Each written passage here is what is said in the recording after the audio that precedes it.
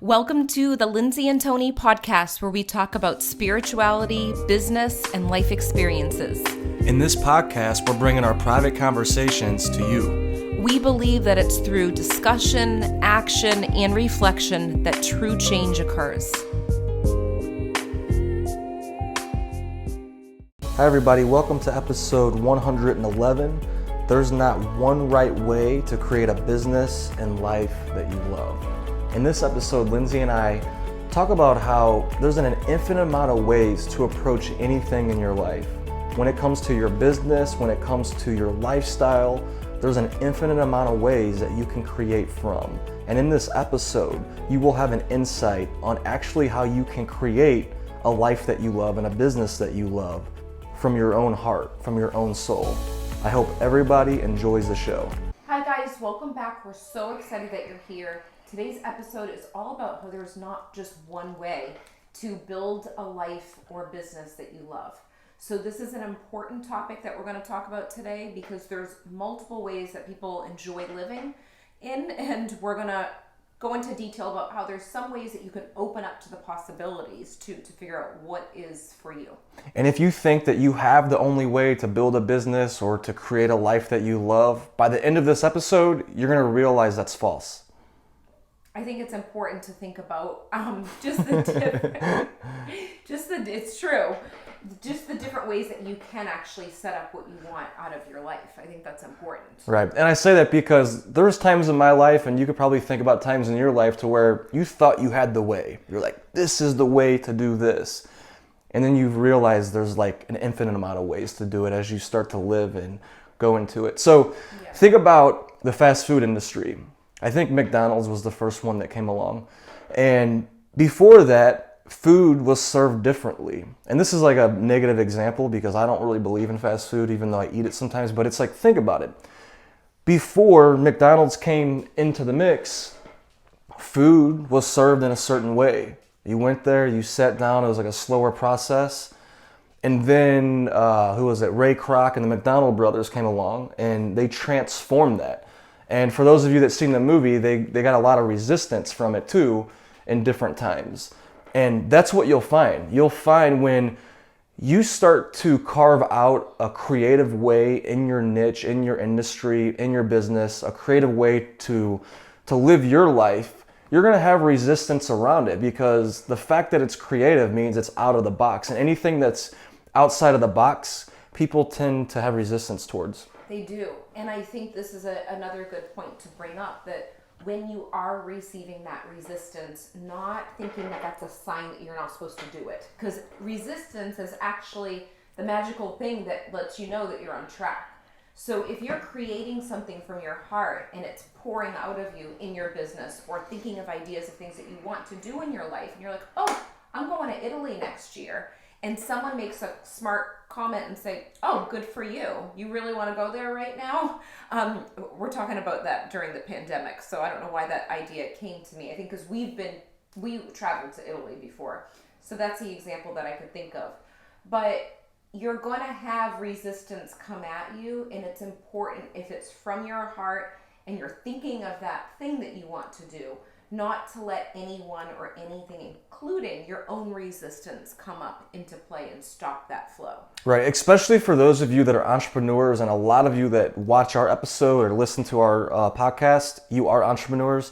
It's really important to know this. And I found in my journey that, I'm studying all these books and videos and courses, and that's great and everything. And along the way, I got confused a little bit because I was thinking, I have to do it that way. And it messed with my head because I'm like, wait, that's not natural to me. I like this piece of it and this piece of it, but I don't like that. Right. And over the last several years, I realized the most powerful thing you could do in your business to create clients, to create the impact you're trying to do, is to tune into your own self and to carve out your own way in it. Yeah, that's important. And one of the things that I always tell my mediumship students and my psychic medium business students is, you can use these tips in the blueprint that's here, like with the business course. I always say this is a blueprint, but you don't need to use everything exactly. You can make it your own. And I think that's when it feels more natural. So you can take things, like you do need some sort of structure when it comes to what you want out of life. So this may be inspiration through a movie, or it could be inspiration through a course or a workshop or a book, but you do take bits and pieces of what is being shown and what resonates with you. I remember going to the bookstore and looking at this beautiful butterfly on this book cover, and I felt so drawn to the book, and I bought it. And I brought it home and I never opened it. I just my heart didn't feel pulled to. And that's what happens. There's going to be certain moments where you invest the time, energy, and money into something, and you may love it, or you may pick pieces out of it, or maybe revisit it a year later. But I also want to bring up a point. We were watching a movie the other day, and I can't even remember the title of the movie, but they were going through pictures. Someone was in prison at the time, and they were showing different pictures of what this girl was seeing as she was looking at these images. And I'm sure you've seen it before. The different shapes and all of that. The different shapes, and she had to say what she saw within the images of these pictures. So they would flip over the flip book and say, what do you see right here? And her perception was completely opposite of what my perception would be when I saw that.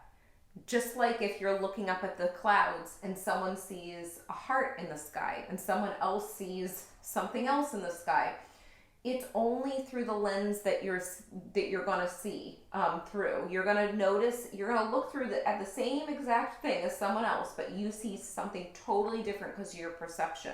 And that's the thing. What were you going to say? I was going to say, I feel like that's an important point to stop on, to think about, and to think, what am I seeing out of my life right now? And what do I want more of? And where do I want to kind of shift the focus in my life and business and get very clear on what you're seeing around you right now to create the vision of the future? Definitely, because your lens that you have right now, like Lindsay was saying, the perspective you're seeing the world, there might be some flaws in there. And I'll be bold enough to say that there is flaws in there. We're all human, so we see through our human lens as well. So continue to educate yourself. Continue to clear your lens. So I look at it like a foggy window. So as you start to pull out the weeds out of your mindset, out of the internal, your window starts to get more clear. And the point of this episode is to honor your lens. So there's no right way to create a business, to create a life that you love. The most powerful thing you could do is educate yourself, take action, but honor your own unique intuition, your own unique instinct, and your own unique take in that specific industry or with whatever you're trying to create in your life. And I think the big thing going into that is, in order to get that feeling and that flow of creativity and the ideas of what you want, it's going to be to take the time to be by yourself. So I think that's a piece that some people really struggle with, especially with right now with what's going on. People are they're by themselves in their house. Some people are, they have family members around, but you do need that space to grow and experience what feels right to you. And if you don't have that creative energy flow, you'll feel that feeling. You'll write something down that you think that you want to do, or a place that you want to travel, but you're like, oh, it looks good on the outside, but I don't feel that energy towards it. It's important to take time to feel that and see what comes up with it, creativity. Right, and Lindsay brought up a good point before we actually started recording. She said that it's really important for us, for you, for everybody to be honest about the life that you're living too. So there's no right way to live your life, create your business, but you also have to be honest. Do you love the life that you're living? Are you excited about it? Do you wake up, on Monday morning excited about the projects that you're going to create and the work that you're going to do and the experiences that you're going to have? And if you're not, it's time to be honest about that, and then understand that you could get as creative as you want with this process. So to make this real, Lindsay's different than me in the way that we run our businesses. So the way that I like to do my stuff is I get a lot of my ideas on bike rides and when I'm working out and when I'm out in nature. And I know, Lindsay, you do too. That's the way I get it. But I need to leave. I actually need to leave the house. Right, but you would say we both have different rhythms with that. We do. So like if I tried, my whole point of saying this, if I tried to mirror Lindsay, so like Lindsay started her business, you quit teaching, what was it, back in 2014, I believe, and then I didn't do mine until 2017. So if once I quit teaching and started my business in 2017, if I tried to mirror exactly what Lindsay was doing, it wouldn't create the same fulfillment in my life. It wouldn't create the same effect that it did in Lindsay's life. And that's something that I really had to learn over these last 3 years is, yeah, take what Lindsay's, because her business is working. Take what she's doing, take the things that I like doing, and then implement those in. But then also, like Lindsay was saying, reflect on how else do I want to show up? What else do I want to create? How else do I want to create clients? Mm-hmm. And for me, I have a window of like a 2-hour limit of work time. Unless I feel like I can keep on going. Like I might have a 2-hour break. There's moments where I feel that if I'm creating a course or whatever it is, I may spend a little bit more time. But Tony, once you're in the flow of it, you're like, I don't want to stop. I want to focus in on that. Right. So that's I'm like, I need a 2-hour break. So I feel like that's the difference between us. And I can that's a great take point. A break, and he's like, no, I don't want to have lunch right now. I want to finish what I'm working on. Yeah, that's a great point, especially in the era that we're in, where you have a lot of entrepreneurs saying, yeah, work 16 hours a day, go, go, go, go, go, go. And yeah, it does take a lot of work building a business. But like Lindsay was saying, you like 2 hours at a time, and then you'll take a break. And then I'm different to where sometimes I'll do that, but then other times, like if I'm studying a course, or if I'm doing a project, like we're creating a mastermind or whatever it is, or the retreat that we're doing, I like total immersion. Like I like to stay focused on it. I guess stay focused on something. I just did a course in a week, just recently. That course is probably meant to be done. I mean, like we're saying here, there's no right way to do it, but a course like that could probably be done in like a year. Or like a semester. That. I like that. Like I like the point of focusing on one thing. Yeah. But I can't concentrate past a certain point. Like I'll need to leave and take a walk, or if I'm hungry, I'll be aware of it. Right. The good thing is you can go with it and you trust that feeling. Yeah, and that's the thing. So like you were just doing, you're self-aware. And that's the point of this episode too, is like to be self-aware of what's resonating with you and what's not resonating with you. And, you know, because you could take a lot of the stuff we're talking about in the podcast, and you could apply some of the ideas into your life, and you could be like, wait, I thought that resonated, but it's not sitting right with me. Right, just because it looks good on the outside if someone else is doing it doesn't mean that it's good for you. Right. And I think the big thing that I was talking about before we started the episode was, I said, there's people out there that say, I am a homebody. I am happy to be home. Like, home is comfortable. I love being at my house. I think that's great. But I'm really curious about that question is, do you really love being home? You're comfortable in your home, but are you also afraid of leaving your home and going out of your comfort zone to travel or vacation and do that sort of thing? So really getting to the truth of that, to get real with yourself. Do I really want to stay home all day? Or do I have that in the back of my mind, like I want to go on vacation, but I have a fear or anxiety around that? Because I've been in that position. I remember being in that position where I was actually about to go to Australia, and I really wanted to go to Australia. And I was so focused on getting ready for Australia, and then I started to get this sick feeling because everyone around me, I was taking in that energy. My mom's like, are you sure you want to do this right now? Why don't you wait till graduation? She's watching this. I know. She watches every episode. So she knows the story. So that feeling of taking in everything else around me. So I was feeling anxiety from other people, but I also had anxiety in myself taking that big leap. And I was so happy in college. I didn't need to leave to go to a semester abroad, but my soul knew that I had to do it. And I was so happy that I did, but I could have let that stop me, and I could have played it safe and said, I'm happy where I'm at. I don't need to go to Australia. And that's what a lot of people do. That's what I want to bring up. With their business, with their career, with their life. I think it's important to really stop and reflect on where you're at. Also, if you're in a marriage or you're friends with a group of people, are you going around with the pulse of the community that you're connected with? Are you going with the connection to what your spouse wants. Luckily, me and Tony like to do the same things, where we like to travel. Most of the time. Most of the time. Well, Yeah, with the foundational things, yes. I see what you're saying. But like, if he didn't like to travel and I wanted my freedom to go travel, but I was suppressing that, thinking, oh, I'm good with being home because of what he felt, it could really stop my growth. But luckily, we have that same mindset and belief on what we want to do. But I would really be aware of that. I think with friendships, business, and partnerships. It creates resentment. And that's why it's so, like, you hear the word authentic. Well, it's so important to show up authentic. It's so important for, like, Lindsay and I, as a married couple, to share our truths with each other. If we didn't, we wouldn't know. And it's important to show up that way. And another thing I wanted to add, too, is think about, so talking about traveling, how people have fears around that. I know a lot of people that they want to move to a different city,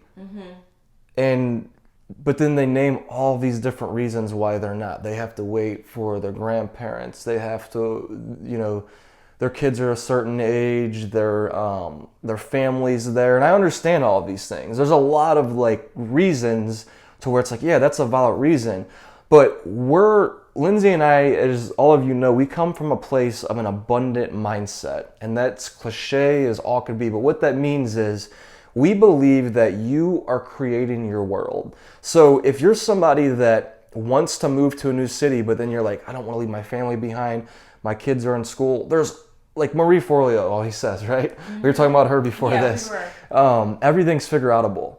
You're creating your own world. So you can move to a new city. There's planes. You have a car. There's, I know everything that's going on right now, but there's ways to make things happen to where, like Lindsay and I, she lives in Boston, or she's from Boston. I'm from St. Louis.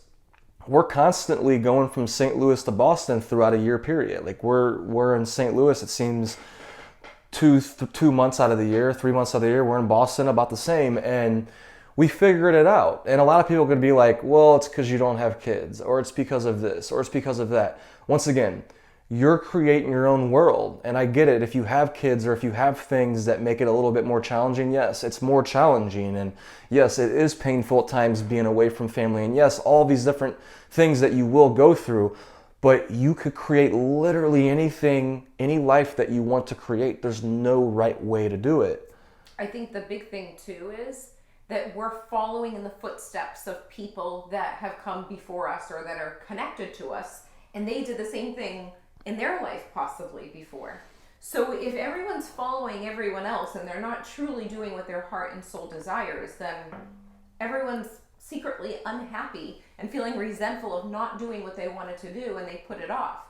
So it's important for everyone to step up and figure out what it is that you want to do. And like we've been talking about, there's not one way to do it. It's figuring out what feels right in your soul. Right. So a couple of questions you can ask yourself to get real clear about this is think about your business one right now. So think about, what am I doing in my business?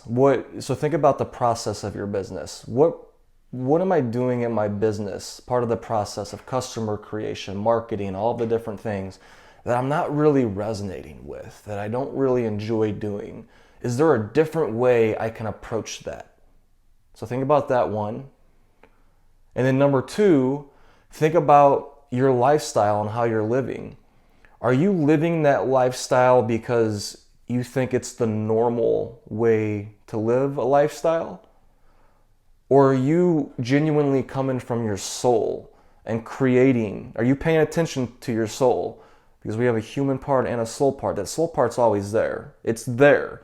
What's inside of your heart? What's inside of your soul? What is it telling you to do? Are you following that little by little, or are you suppressing it down? Mm-hmm. Those are 2 really good questions to leave off on. And I think it's something to think about. And share with us if there's something that you're envisioning for your life that maybe it hasn't come to fruition yet, but you want it to be there. Or maybe answering those questions that Tony brought up. But we love to hear from you, and we hope that you enjoy this episode, and we cannot wait to see you next time. We hope you enjoyed this episode as much as we did. If you liked it, leave a 5-star review on iTunes, and remember, subscribe to our YouTube channel too.